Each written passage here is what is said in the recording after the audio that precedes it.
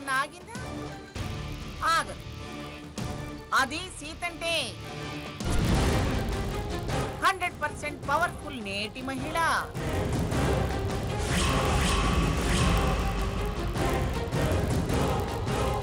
Key ఇస్తే బొమ్మ ఆడుతుంది, కదిలిస్తే ఇది వాగుతూనే ఉంటుంది. చూడు బాబు, మీ అమ్మా నాన్నలు ఈ కాలం కోడళ్ళు ఇంతే అనుకుని చివరికి వృద్ధాశ్రమమే శరణం అనుకుంటే ఓకే.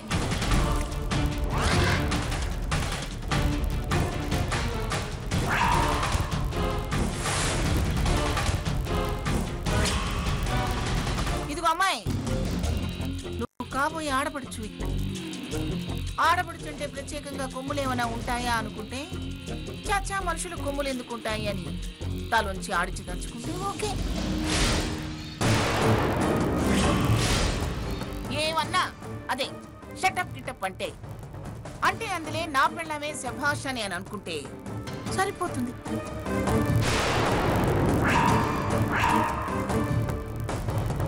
ఈడియట్ అంటే కామ్గా ఊరుకున్నావు అనుకో, ఏ గొడవ ఉండదు.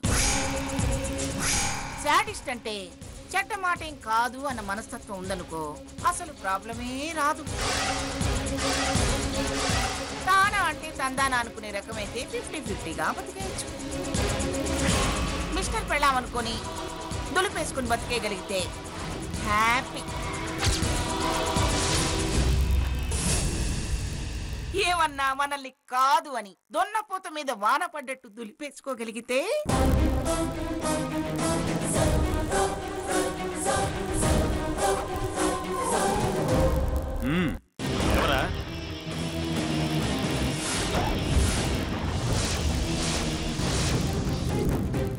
ఎవరా?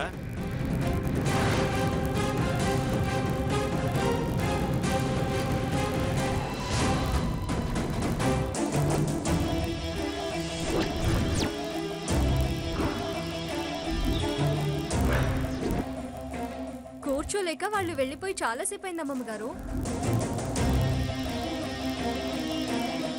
అమ్మా, అమ్మమ్మ గారికి కాసిన్ని మంచినీళ్ళు తెచ్చివ్వు. పాపం వాళ్ళకి హితవులు చెప్పి చెప్పి గొంతు ఆరిపోయి ఉంటుందేమో. నిజమే సావిత్రి, తెచ్చివ్వు. ఆర్డర్ వేసిందిగా. వచ్చిన సంబంధం పోయిందన్న దిగులేమన్నా ఉందేమో చూడు నీ కూతురికి. అది ధైర్యం అంటే. నిండా మునిగాక చలేముంది. మీ దర్శన భాగ్యం కలగగానే ఊహించిందే. అప్పుడే నా గుండె దిటువు చేసుకున్నాను. దీనికంత ధైర్యం అవసరం లేదమ్మమ్మ గారు.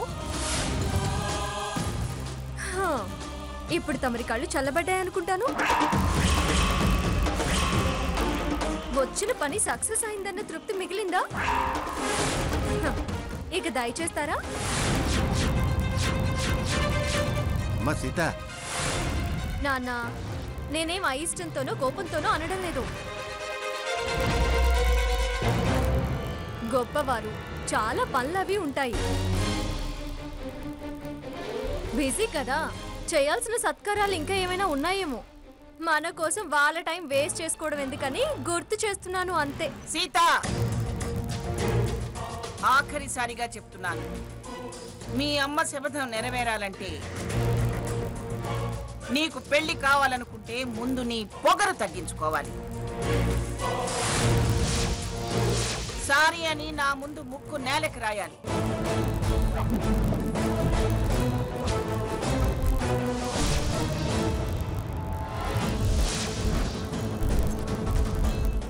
అందాక పంతం నీదా నాదా అన్నట్టు ఇలాగే సాగుతుంది. నీకు పెళ్ళవటం జరగని పని.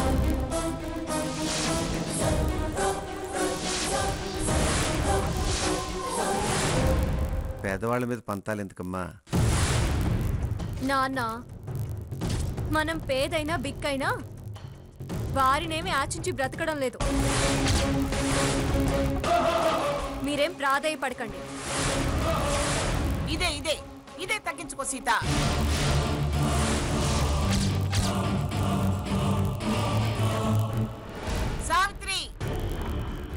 ఇది మెట్టు దిగేదాకా నువ్వన్న ముక్కోటి దేవతలు కూడా నీ శపథం నెరవేరటానికి సహకరించరు. అవును, మరి మీరు అమ్మల కన్నా అమ్మలు కదా. మీరు ఆ దేవతల కన్నా గొప్ప అనుకుంటున్నారేమో. నేను పంతం పడితే వాళ్ళకు కూడా తలొంచను. అలాంటప్పుడు మీకు తల వంచడం జరగని పని. సీత, ఊరుకోవే, ఊరుకో. ఏంటమ్మా, భయపడుతున్నావా? నీ అంత ధైర్యం నాకు లేదే. చూస్తాను. నీ ధైర్యం ఎంతకాలమో నేను చూస్తాను.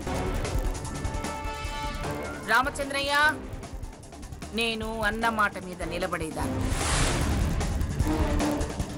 ఇది నా కాళ్ళు పట్టుకునేదాకా ఈ ఇంట్లో పందిరి వెయ్యనివను, మేళం మోగనివను.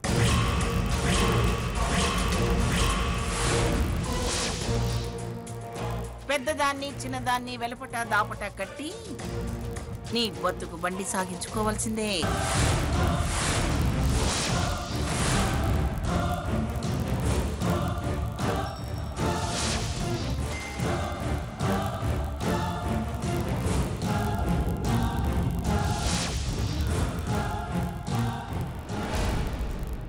అంత కర్మ మా నాన్నకేం పట్టలేదు.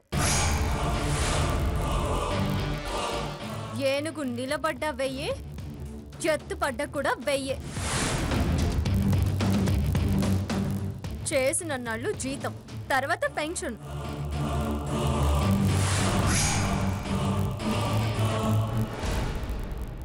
మేమేమి నాన్నగారికి భారం కాము.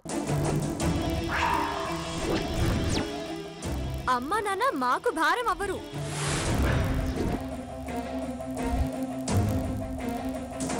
మీరిలా ఎన్ని పెళ్ళిళ్ళు చెడగొడతారో చెడగొట్టండి, ఎన్ని అబద్ధాలు ఆడతారో ఆడండి.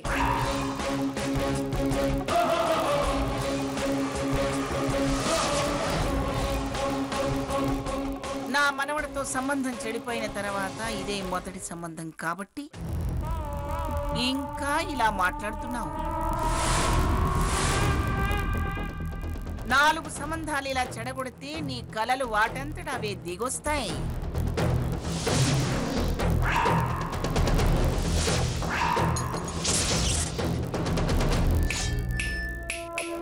మొత్తం నా కాళ్ళ దగ్గర చేతులు కట్టుకుని నిలబడేలా చేస్తా.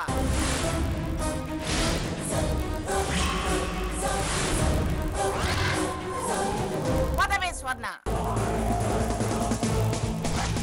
రావే.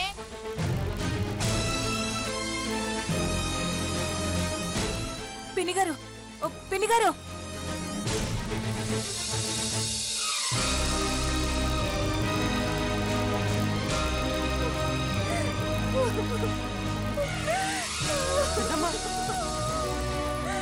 అయిపోయింది, అంతా సర్వనాశనం అయిపోయింది.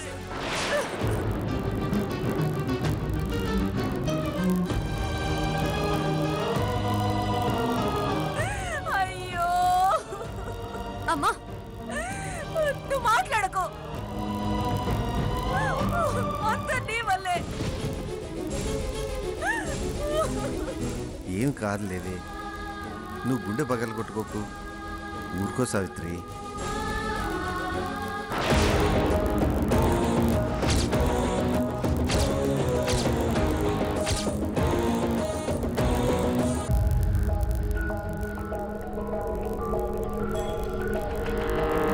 ఊరుకో సావిత్రి.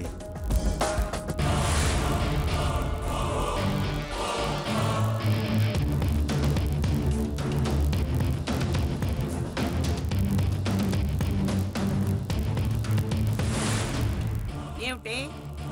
గెలిచారన్న ఆనందంతో వెళుతున్నారా అమ్మమ్మగారు? ఇదిగోండి, స్వీట్ తీసుకోండి.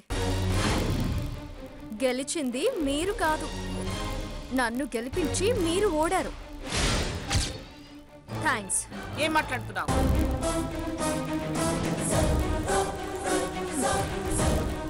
మీరు మా అమ్మ శపథం నెగ్గనివ్వకుండా చేశానని ఆనందపడుతూ వెళుతున్నారు. కానీ మా అమ్మ ఓడొచ్చు, కానీ నేను ఓడలేదు. శపథం నిలబెట్టుకోవడానికి నన్ను పెళ్లి కొప్పించింది. నాకు ఈ సంబంధం తీసుకొచ్చి వాళ్ళ ముందు నించోబెట్టింది. నా ధర్మాన్ని పాటించకుండా బాధ్యతల నుంచి తప్పించుకొని పోతున్నానని చాలా భయపడ్డాను.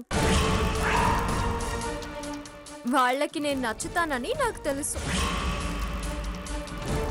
నచ్చింది అన్నాక ఎలా తప్పించుకోవాలి అన్న ఆలోచనలో ఉక్కిరి బిక్కిరి అవుతున్న క్షణంలో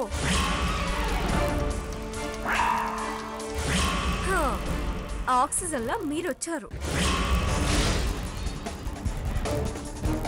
మీరు నోరు తెరవగానే నాకు ధైర్యం వచ్చింది. అందుకే మిమ్మల్ని మాట్లాడనిచ్చాను. దొరికింది ఛాన్స్ అనుకుని నాన్ స్టాప్గా అనాల్సినవన్నీ అన్నాను. సంబంధం చెడిపోయింది. నాకు సంతోషం దక్కింది. మా నాన్నకి సాయంగా ఇంకొన్నాళ్ళు ఉండాలన్న కోరిక కూడా నెరవేరింది. అసలు నాకు పెళ్లి ఇష్టం లేదు, కానీ మీరు దానికి సహకరించారు. ఇప్పుడు చెప్పండి, నాది గెలుపా మీది గెలుపా? నాకు సంతోషం పంచినందుకే ఈ స్వీట్ ని పంచాను.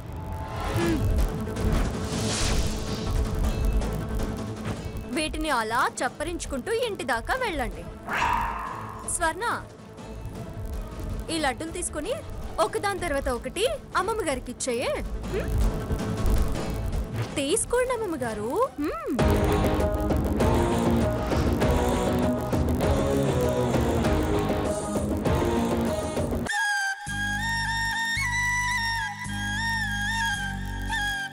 అక్క, ఆ పెద్దావిడ ఏ సంబంధం వచ్చినా ఇలాగే చెడగొడుతుందా? అదేగా నా భయం. అక్క, నేనొక మాట చెప్తాను, నువ్వు తప్పుగా అనుకోవుగా? ఏంటి శకుంతల? మన ఇంటికి తరచుగా వస్తుంటే స్వర్ణ కోసం అనుకున్నాం. తరువాత సాకేత్ సీత విషయంలో అనుమానించిన ఆ అబ్బాయి ఇంకా వస్తూనే ఉన్నాడుగా.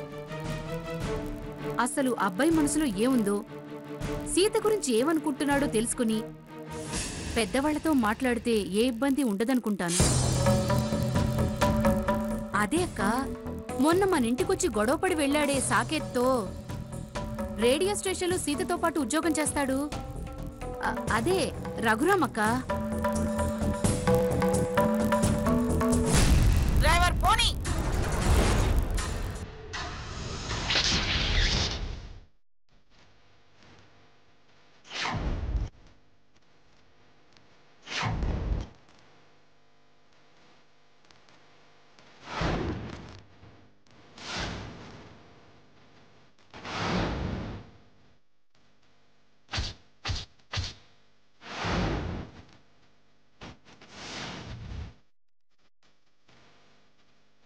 డబ్బుకే విలువిచ్చేవారు మీకిది చిన్న విషయం కావచ్చు, కానీ మాకిది చాలా పెద్ద అవమానం.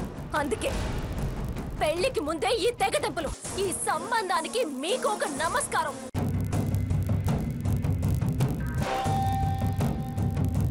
మీ మనవడిలో ఫాలో అయ్యే పిచ్చితనం నాకేమాత్రం లేదు. దయచేసి మీ మనవడికి వాస్తవంలో బతకడం నేర్పించండి. తన ఊహలకి, అపార్థాలకి, అనుమానాలకి అవతల వాళ్ళని బలి చేయొద్దని చెప్పండి.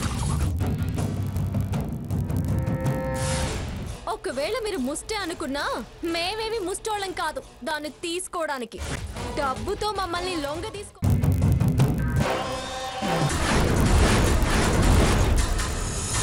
మేము లేని వాళ్ళమే కానీ గుణానికి లేని వాళ్ళం కాదు. తెలుసమ్మా, మా ధర్మంగా మీ వివరాలు మేము తెలుసుకున్నాం. రేడియో సీతగా ఎంతో మంచి పేరున్న నువ్వు మా సంస్థలో పనిచేయడం మాకే గౌరవంగా, గర్వంగా ఉందమ్మా.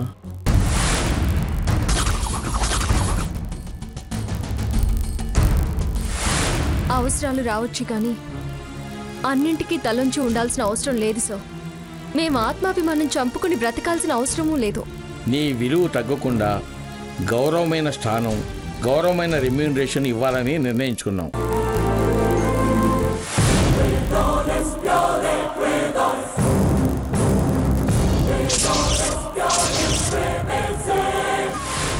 మేము ఆశయాలతో బ్రతుకుతాము, ఆశలతో కాదు. మేం మా శ్రమని నమ్ముకుంటాము, కష్టాలకి వెనకాడము, లక్ష్యాన్ని చేరుతాము, తృప్తిగా బ్రతుకుతాము. నీ గురించి తెలియక తప్పుగా మాట్లాడినా, తప్పుగా ప్రవర్తించినా మనసులో పెట్టుకోవద్దు. మేము చాలా అదృష్టవంతులం అనుకుంటున్నాం. సార్ నో నో నో, మంచి మనసుకు ఆ దేవుడు ఎప్పుడు మంచే చేస్తాడు. ప్లీజ్ సార్, నన్ను ఇబ్బంది పెట్టకండి. నేను మీకన్నా చిన్నదాన్ని.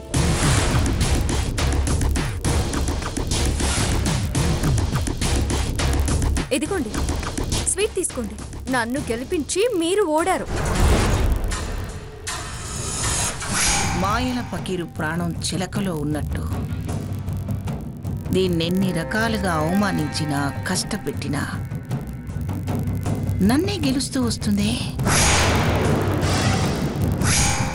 కుటుంబం కోసం అంటూ త్యాగాల మీద త్యాగాలు చేస్తుంది. ముందా కుటుంబం మీద దెబ్బ కొడితే ఈ చిలక విలవిల్లాడిపోతుంది. ఈసారి ఎత్తుగడ వేస్తే దాని కుటుంబం పతనమైపోతుందని తెలిసి నా కాళ్ల బేరానికి వస్తుంది. చూస్తా ఎలా అది దాని కుటుంబ గౌరవం కాపాడుకుంటుందో. అది చూస్తా. చూడు, మేమిచ్చేది మీకు గౌరవవేతనంగా అనుకోవాలి. మళ్ళీ అనవసరం అన్నమాట ఎప్పుడూ ఎక్కడా అనకూడదు. కళాకారులను గౌరవించడాన్ని మేము గొప్పగా ఫీల్ అవుతాం.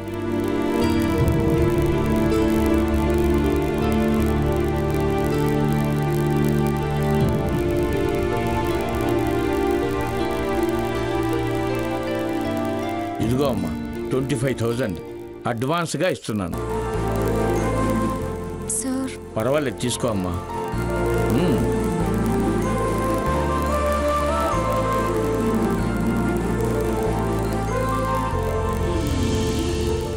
కుటుంబం మొత్తాన్ని పతనం చేయాలనుకుంటున్నాను.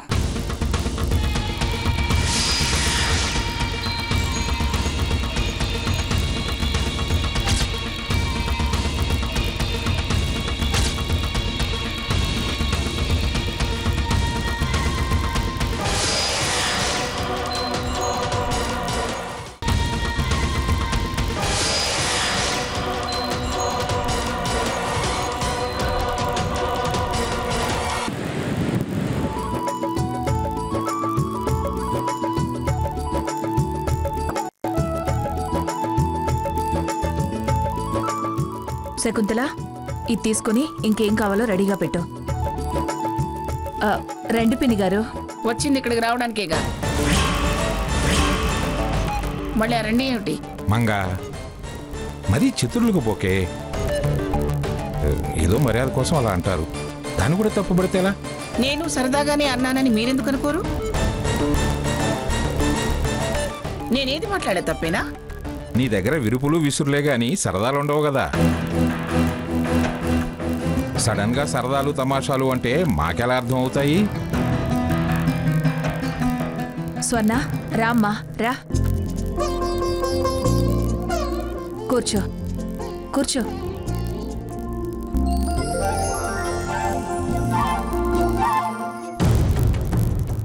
అవును, సీత లేదా? అది గదిలో ఉంది పిన్ని గారు. మరి బయటికి రాదే? గోషానా అంతఃపుర కాంత? లేక మా మొహాలు చూడటం ఇష్టం లేదా? అదేంటమ్మా అలా అంటారు? అదేదో తన ఉద్యోగ విషయంగా పేపర్లు వెతుక్కుంటోంది. బాగున్నారా అమ్మమ్మ గారు? నువ్వేదో పేపర్లు వెతుకుతున్నావట. మీరు నన్ను వెతుకుతూ మా అమ్మా నాన్నలతో ఏదో అంటుంటే ఆ పని పక్కన పెట్టి మీ మనసు నొచ్చుకోకూడదని, మీరు చిన్నబుచ్చుకోకూడదని మిమ్మల్ని పలకరించడానికి వచ్చాను. మేమింటికి వచ్చిన వాళ్ళని మెడలు పట్టి బయటికి గెంటే మనుషులం కాము. కూర్చోమని పరవడానికి చాప లేకపోతే మేము నేల మీద కూర్చొని చీర కొంగు సగం నేల మీద పరిచి కూర్చోబెట్టే వాళ్ళం మాత్రమే. సీత, మాటలు చాలు, ఈ కాపు.